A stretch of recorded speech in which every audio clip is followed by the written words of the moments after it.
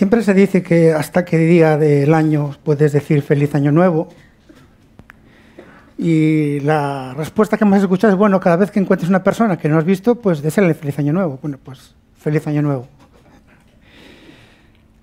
Empieza un año que está lleno de incógnitas, lleno de cosas que nos pueden esperar agradables y desagradables. Solamente Dios lo sabe. Y este año, pues, vamos a hacer, si Señor no viene antes, ya 2 años de pandemia. Yo me he sentido robado en muchos sentidos. Ha habido muchas cosas que me he perdido y que he hecho mucho de menos. Una de las cosas que más he hecho de menos es el coro gospel. Y estos días Monchita no se dedica más que a poner fotos y vídeos y castigando el hígado duramente. Lo he hecho mucho de menos. Mucho. He hecho mucho de menos las personas. Aquellos viajes de ida y vuelta en el coche donde llevamos preensayando. La diversión a pesar del trabajo. He hecho de menos los ensayos, aunque a veces sea, como dice Tony, el Día Mundial de la Paciencia. He hecho mucho de menos los conciertos, ese chute de energía que nos da cuando nos ponemos la túnica y estamos allí dándolo todo. La verdad es que, como dice hay una canción que dice que la última noche un disc jockey me salvó la vida. A mí, en muchos sentidos, el gospel, no la vida, pero ha sido de gran ayuda para mí. Una de las características de este tipo de música es que una gran parte de ellas fueron escritas por personas que estaban pasando por situaciones muy difíciles. Hombres, mujeres, adultos, niños, que fueron raptados de su hogar y que pasaron a ser tratados peor que a los animales a causa del color de su piel. Y en medio de esa situación que es completamente inimaginable para nosotros, y menos hoy en pleno siglo XXI, estas personas, curiosamente, escribieron canciones. No eran cánticos pidiendo por la venganza. No eran cánticos de violencia intentando la exterminación de todas aquellas personas que les habían hecho mal, que seguían haciéndolo mal y que en el futuro, durante muchos años, excesivos años, seguirían haciendo a estas personas. Eran cánticos de esperanza, cánticos de liberación, cánticos de confianza, poniendo su confianza en Dios. Canciones que surgen de lo profundo del dolor, de lo profundo de la aflicción humana. Y Salmos es un libro de canciones, es un cancionero. Poemas musicalizados, que eran y son, todavía siguen siendo hoy, cantados por el pueblo de Dios. Y eso hacía que los conocieran muchos prácticamente de memoria. A base de cantar las cosas nos quedan. A veces aprendernos un texto de la Biblia así a palo seco se hace complicado, pero cuando tiene música se nos acaba pegando. Salmos es un compendio de todo tipo de emociones humanas. Y hace un momento aquí Marta pues le costó arrancar. Quizás algunos de nosotros hemos crecido en un ambiente donde se nos decía que no era bueno mostrar emociones. Bueno, hay emociones y emociones, hay emociones y emocionalismo. Y cuando vamos a los Salmos encontremos que es un libro de emociones, es que no podemos pensar en otra cosa. Y encontramos todo tipo de emoción humana. Encontramos salmos que son un cántico de alegría explosiva. Y hace unas semanas Fer tenía el Salmo 117 y nos hablaba de alegría. Y es uno de esos salmos que, como él decía, y supongo que conocemos la misma música, es difícil leerlo y no irlo cantando. Alabad a Jehová, naciones todas, pueblos todos, alabadle, etcétera, etcétera. Sin embargo, otros salmos surgen de las situaciones más sombrías del alma. Hay muchos salmos que muestran al salmista, a veces es David, a veces es Asaf, a veces no sabemos quién es, ni importa mucho, donde vemos un corazón que está completamente hundido. Quizás el más conocido es el Salmo 40, que es mi salmo favorito, creo que lo he dicho ya alguna vez. Y se compara la situación del salmista, dice, estoy en el pozo de la desesperación. Estoy en el lodo cenagoso. Bueno, este es el tono en el cual se encuentra el salmista. Hecho polvo es poco. El Salmo 6 es el primero que vamos a ver hoy. Es el primero que se incluye dentro de un grupo a los cuales se denomina salmos penitenciales o salmos de confesión. Son 7 salmos. El 6, el 32, el 38, el 51, el 102, el 130 y el 143. Casi parecen los números de los, pero no. ¿Por qué se llaman penitenciales? Bueno, nos habla porque, en primer lugar, el autor humano, porque entendemos siempre que el autor divino de la palabra de Dios es siempre, siempre, siempre el Espíritu Santo, el autor humano está pasando por una situación muy difícil. Y cuando lo leamos veremos cómo este hombre pues lo describe de una forma que cualquiera de nosotros lo podemos entender fácilmente. Pero la segunda característica es que el autor sabe de forma totalmente inequívoca que esa situación por la que está pasando no es fruto de la casualidad, sino que llega al convencimiento íntimo y profundo de que ha pecado contra Dios, de que ha quebrantado sus mandamientos, que le ha sido infiel, que le ha fallado en algo y que Dios de una forma justa le está castigando y le está disciplinando. El salmo se atribuye al rey David. Y no tenemos indicios sobre cuál es la situación concreta en la cual se hallaba al escribirlo. Podríamos quizás pensar en aquella situación en la cual pues cayó en aquel pecado en el cual pues empezó por la pereza y terminó con el asesinato, cuando fue toda la historia de Betsabé. Pero la mayoría de los comentaristas sugieren que ha sido escrito en la época de la rebelión de su hijo Absalón. Porque hay mención a sus enemigos que le están angustiando. Y bueno, en la época de Betsabé, nadie más que él lo supo, ya fue suficiente. Bueno, él y el profeta Natán. Pero sí es cierto que en la época donde David está sufriendo la rebelión de su propio hijo Absalón, hay presión, es algo conocido y hay personas que le atacan desde fuera. Este es un poquito el contexto de este salmo que vamos a pasar a leer. Salmo 6 es bastante cortito, pero es realmente demoledor. Jehová, no me reprendas en tu enojo, ni me castigues con tu ira. Ten misericordia de mí, oh Jehová, porque estoy enfermo. Sáname, oh Jehová, porque mis huesos se estremecen. Mi alma también está muy turbada. ¿Y tú, Jehová, hasta cuándo? Vuélvete, oh Jehová. Libra mi alma. Sálvame por tu misericordia. Porque en la muerte no hay memoria de ti. En el Seol, ¿quién te alabará? Me he consumido a fuerza de gemir. Todas las noches inundo de llanto mi lecho. Riego mi cama con mis lágrimas. Mis ojos están gastados de sufrir. Se han envejecido a causa de todos mis angustiadores. Apartaos de mí, todos los hacedores de iniquidad. Porque Jehová ha oído la voz de mi lloro. Jehová ha oído mi ruego. Ha recibido Jehová mi oración. Se avergonzarán y se turbarán mucho todos mis enemigos. Se volverán y serán avergonzados de repente. Vaya canción. Estuve a punto de tener banda sonora hoy. Porque Sam hizo uno, pero el Salmo 130 le dije es igual, que es penitencial. Dijo, no.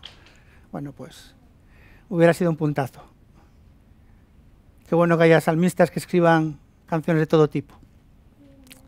3 cosas que quisiera que viéramos en esta mañana acerca de este salmo. Primero, la disciplina paternal. ¿Cuál es el origen de nuestros problemas? El problema del sufrimiento del ser humano es una constante a lo largo de las Escrituras.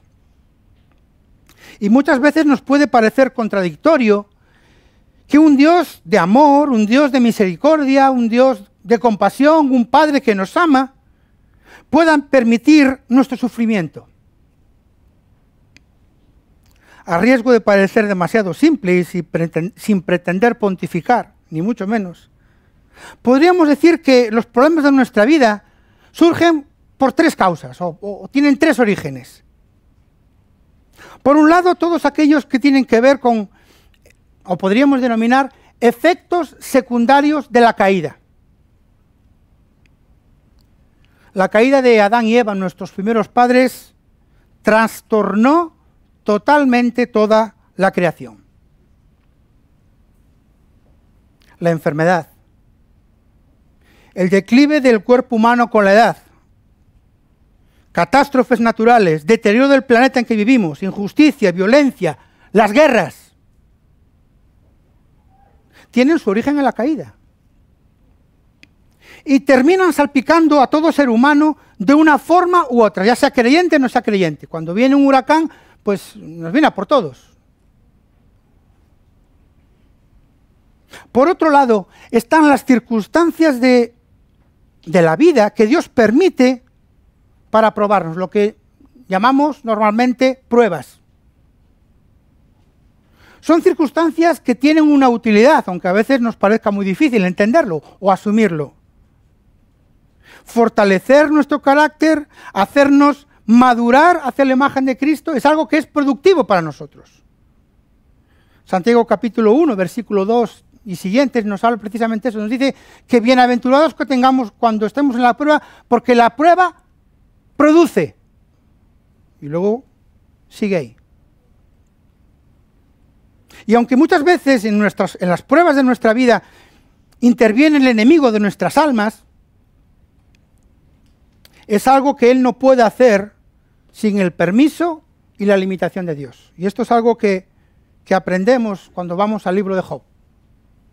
Todas aquellas desgracias que le pasaron en muy pocas horas fueron causadas por el enemigo, pero Dios dijo, hasta aquí.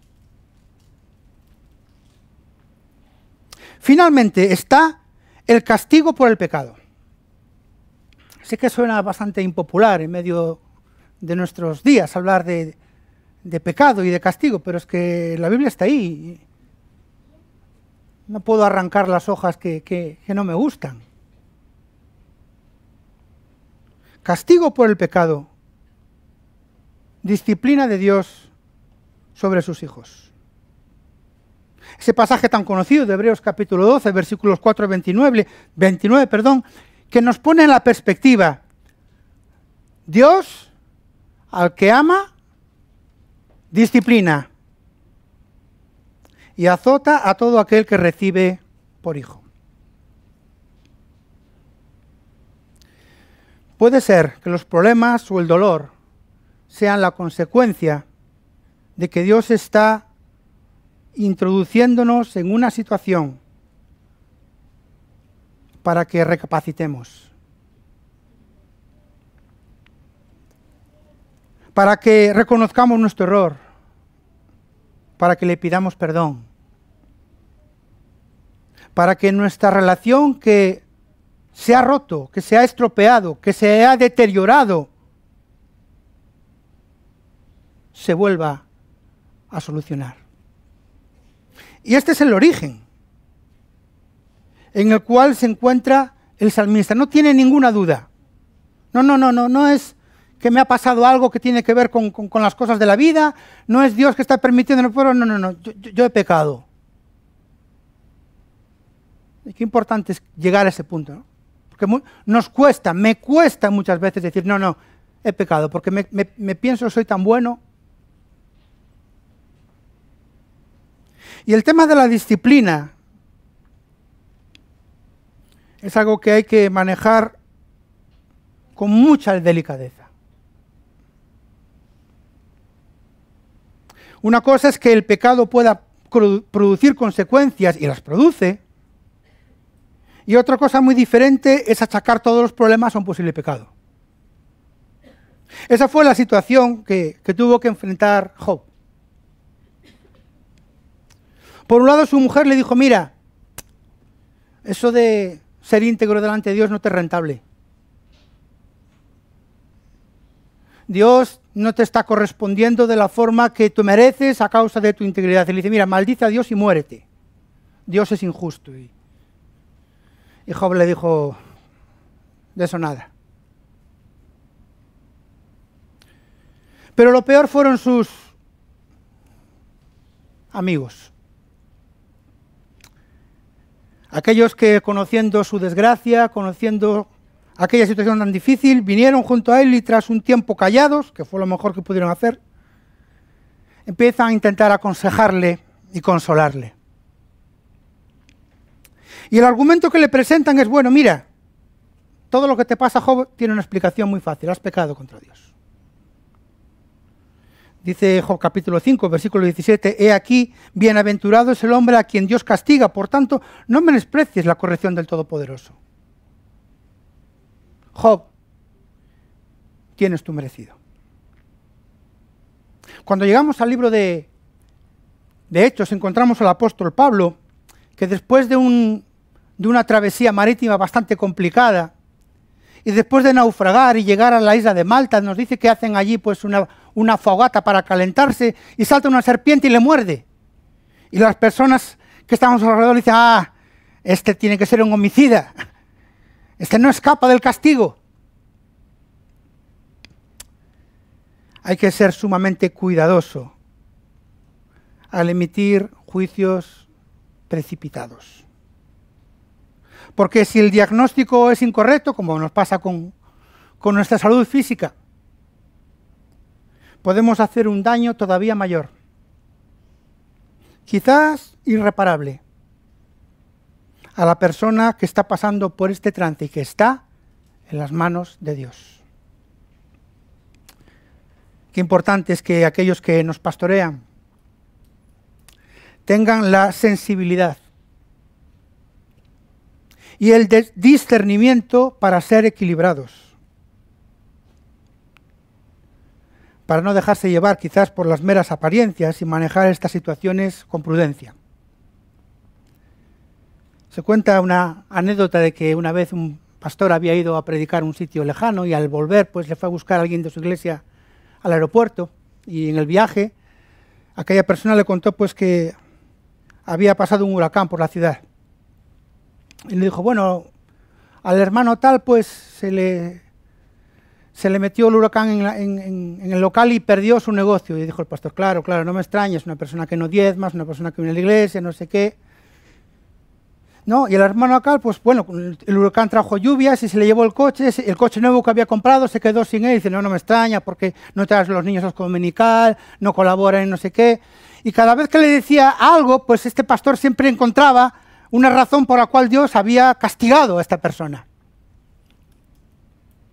Finalmente dice, por cierto, pastor, no lo voy a llevar a su casa, porque ya no tiene casa. Se la ha llevado toda, no ha quedado ni el sótano. Dice, bueno, a veces el Señor permite pruebas. Qué fácil es señalar a los demás. Un buen amigo mío hace mucho tiempo me decía que cuando señales algo ten cuidado porque 3 dedos te señalan a ti.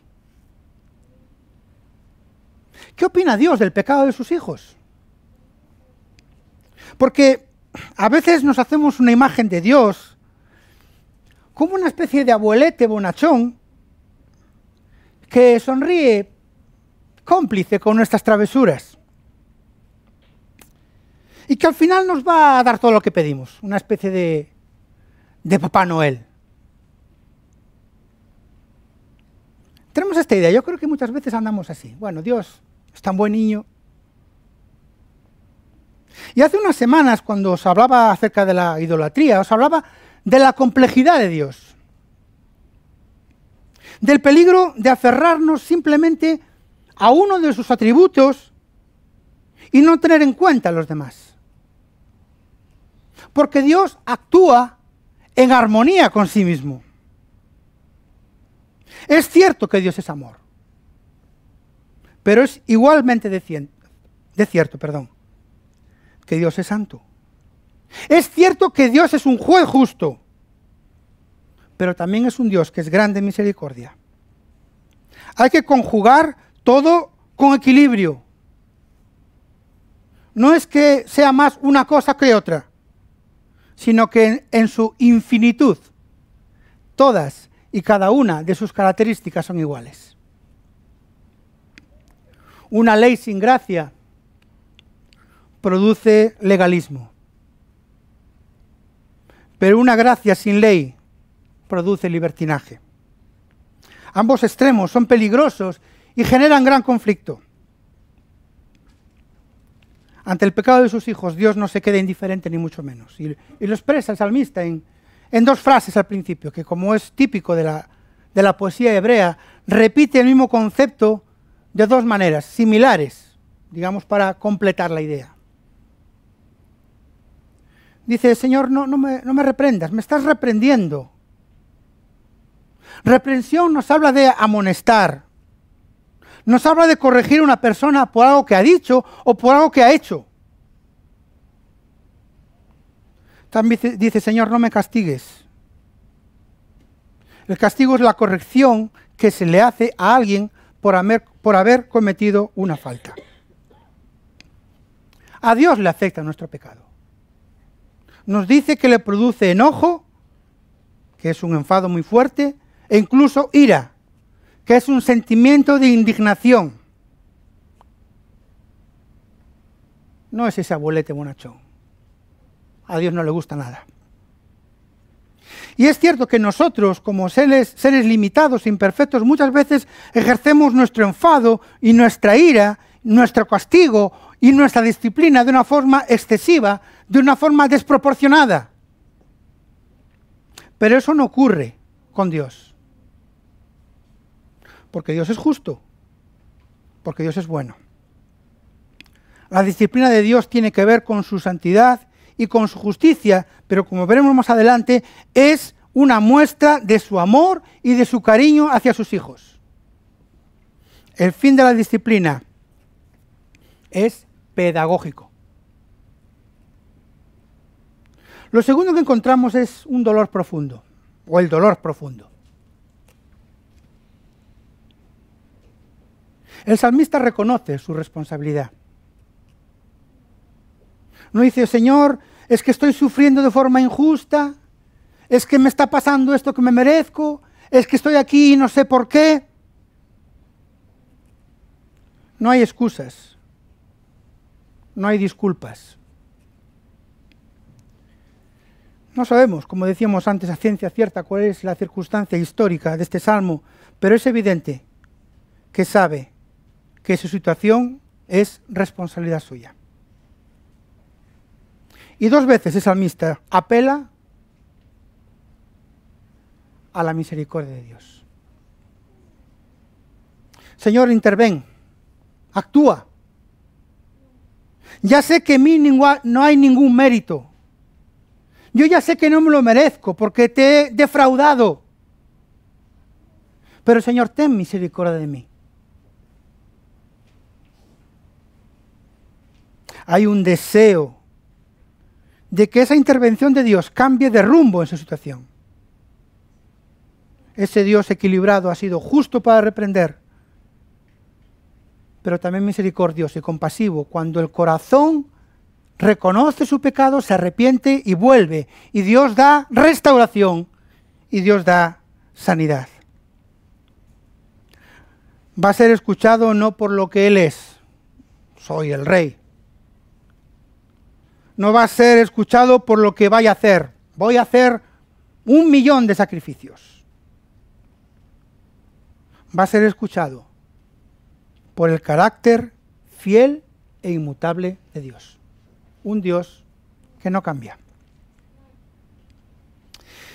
Y el poeta, pues, describe su situación de una forma muy gráfica. Creo que no hay mucho que comentar, porque la imagen es de una persona tremendamente abatida. Habla de enfermedad. Algunos comentaristas no tienen muy claro de que haya una enfermedad física. Personalmente, al hablar de sanidad, lo más natural es pensar que había algún tipo de enfermedad física. Además nos habla de algo que puede llevarle a la muerte. Está temiendo por su vida. Está temiendo por salud y le pide, sáname. Una enfermedad que hace que sus huesos se estremezcan. Yo no sé vosotros, pero cuando te empiezan a doler los huesos, mal asunto. Porque no sabes si es la humedad, si es el calor. Mis huesos se estremecen. Pero habla de una profunda tristeza, de un estado anímico que yo no sé si se puede calificar de depresión, porque yo no soy un profesional de esto. Pero creo que se le parece bastante. Seguro que cada uno de nosotros podemos identificarnos con alguna de estas expresiones en algún momento de nuestra vida. Quizás en el pasado, quizás en el presente, y si no, mientras el Señor te tenga delante, pues quizás en algún momento pasarás. ¿Cuántas circunstancias pueden producir en nosotros esta situación de profunda tristeza, de profundo abatimiento espiritual, en nuestro espíritu, en nuestro ser, en nuestra alma? Perder un empleo, la partida de un ser querido, una situación económica difícil, situaciones difíciles en la familia, incluso problemas en medio de la iglesia. Yo no sé a cuántos de vosotros os ha quitado el sueño esto. A mí algunas veces. Y mira, soy de los que duermo bien. Pero ha habido momentos en los cuales era imposible pegar el ojo. En las que uno no es capaz de pensar en otra cosa. 24 días, 24 horas, 7 días a la semana. El malestar del salmista afecta a todo su ser, porque está interconectado nuestro aspecto físico con nuestro aspecto espiritual.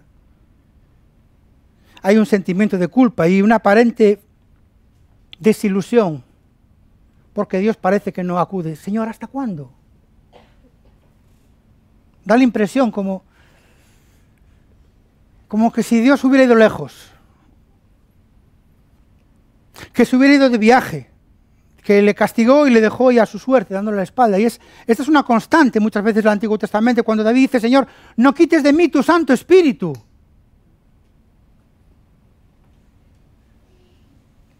Malestar físico, malestar espiritual, pero también malestar producido por otras personas. Por si fuera poco, hay personas que aprovechan para hurgar en la herida y hacerle daño. Personas que se alegran. Personas que aplauden al ver al salmista pasando por el valle del dolor. Personas que se burlan ante su desgracia, ante el aparente abandono de Dios, aquel a quien David colmaba de alabanzas. Mira tú, el salmista, mucha cancioncita, escribe ahora. Y en esa situación tan difícil se encuentra el salmista. Qué difícil nos es entender el sufrimiento. Nos es muy difícil ponernos en la piel del otro. Yo no sé si os pasa a vosotros, pero me ha pasado alguna vez de encontrarme mal y venir alguien a consolarme y a contarme sus problemas, que eran todavía mayores, y parecía que eran mayores que los míos. A mí eso me revienta, como dice la canción.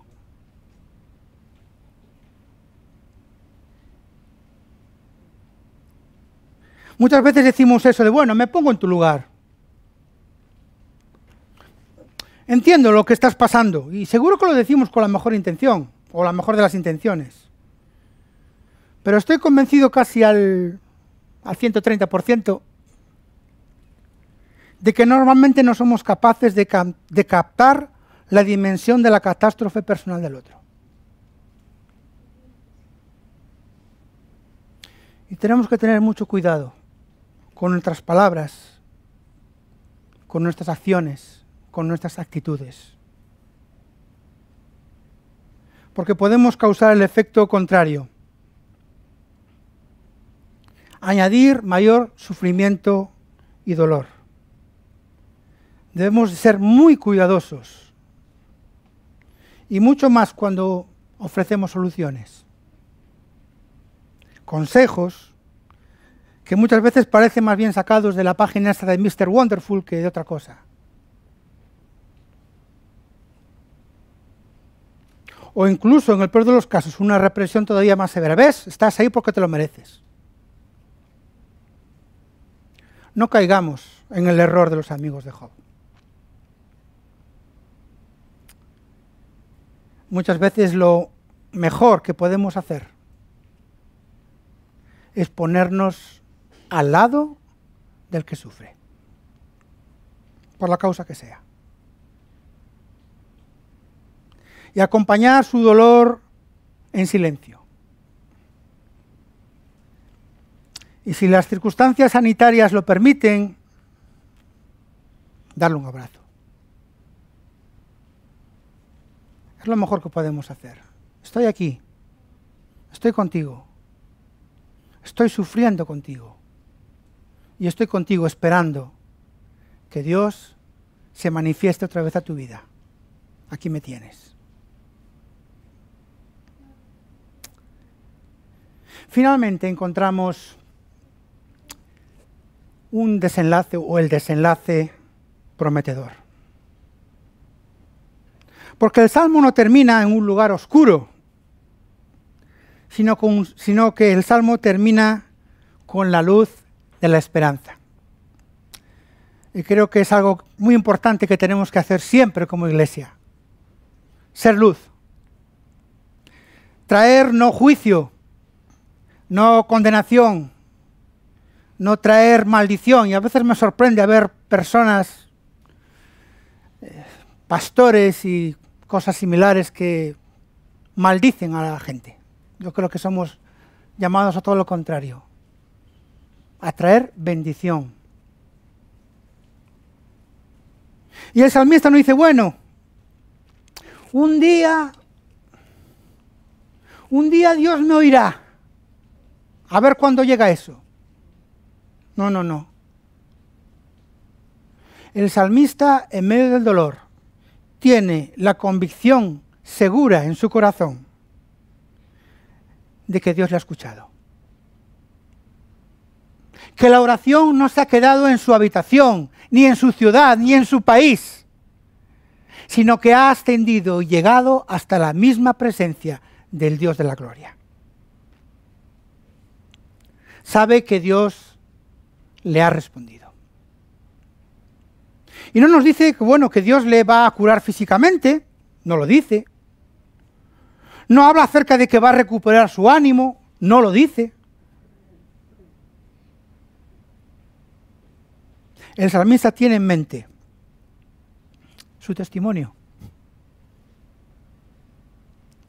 Tiene en mente a los enemigos que le han atacado y está convencido que la situación está en el momento de cambiar. Va a haber un giro de 180 grados. Aquellos que se burlan, aquellos que se regocijan, aquellos que se gozan en su mal, van a tener que sufrir la vergüenza y la tristeza de verle restaurado. Dios conoce el dolor, nos habla del lloro. Dios está dispuesto a tener misericordia de un corazón arrepentido, nos habla de ruego. Y Dios actúa conforme a lo que nos pide, nos habla de oración. No nos dice ni cuándo ni cómo se produce este desenlace. pero es algo de lo que está completamente seguro. Dios me ha oído. Es una declaración incondicional de fe. La fe es algo extraordinario y algo extraño. ¿Cómo es posible tener esta confianza? ¿Cómo es posible tener esta seguridad? Solo aquellos que formamos parte de la familia de Dios lo sabemos y podemos dar testimonio de la fidelidad de Dios y de cómo Él cumple y actúa de forma que no deja de sorprendernos día tras día. Ha aprendido la lección. Ha reconocido su pecado. Ha restaurado su relación con Dios y sabe que en el momento que Dios quiera, la disciplina terminará. Contra todo pronóstico, una situación de aflicción produce efectos positivos, tanto en la vida como en el testimonio del salmista. Yo no sé las canciones que escribiría después. Seguramente alguna alegre. A lo mejor el Salmo 117. Y también es interesante ver cómo esta experiencia de bendición y de ayuda nos es útil a nosotros hoy. 2000 años después, estamos siendo bendecidos por lo que Dios hizo en la vida de David. En un entorno completamente diferente, esta canción nos hace bien. ¿Cuánto bien nos hacen las canciones? Y a veces cuando las pones en aleatorio, te salen cosas que te sorprenden. Ayer me salió Yo amo a Dios. No sé, probablemente es mi favorita el gospel. Y cuando empieza Dina a hacer los gorgoritos ahí, estamos todos ahí como que yo acudir a tus pies. Echo de menos el gospel, se me nota. Yo amo a Dios. Mi llanto oyó. Y a mi dolor se unió. La vida el mal podrá traer. Yo acudiré a sus pies. Canciones que tocan el alma. Porque el propósito de la disciplina es positivo.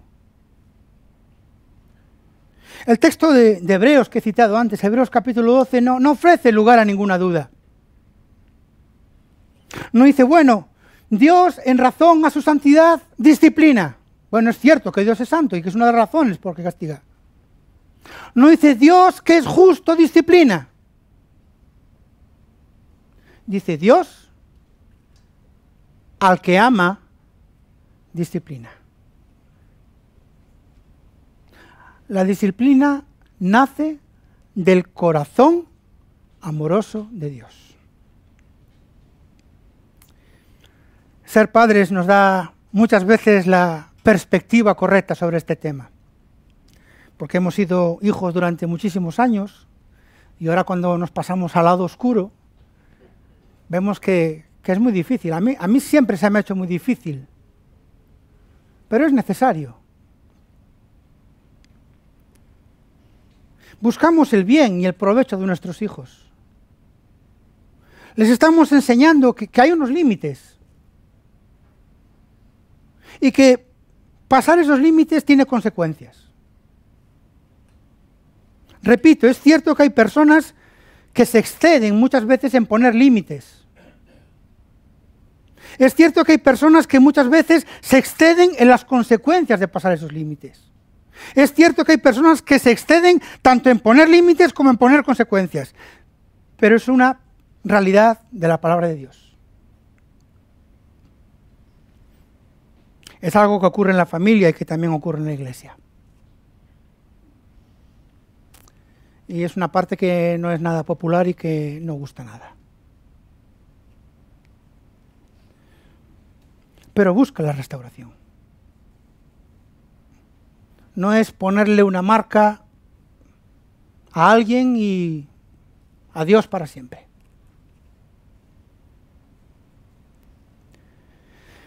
Es un salmo escrito desde la aflicción y si os fijáis, el brazo ya le ha empezado a cambiar de color. empieza a recuperar un poco de vida. Empieza a salir de esa situación tan complicada, poquito a poco. No. Las cosas no ocurren siempre de repente. Hay cosas que ocurren de repente, pero la mayoría no. Y el Señor poco a poco va dando calor a nuestros huesos, va enjugando nuestras lágrimas, va quitando nuestro dolor y nos restaura. Este es nuestro Dios. Un Dios que por encima de todo nos ama. Yo no sé si estás en una situación de ese tipo.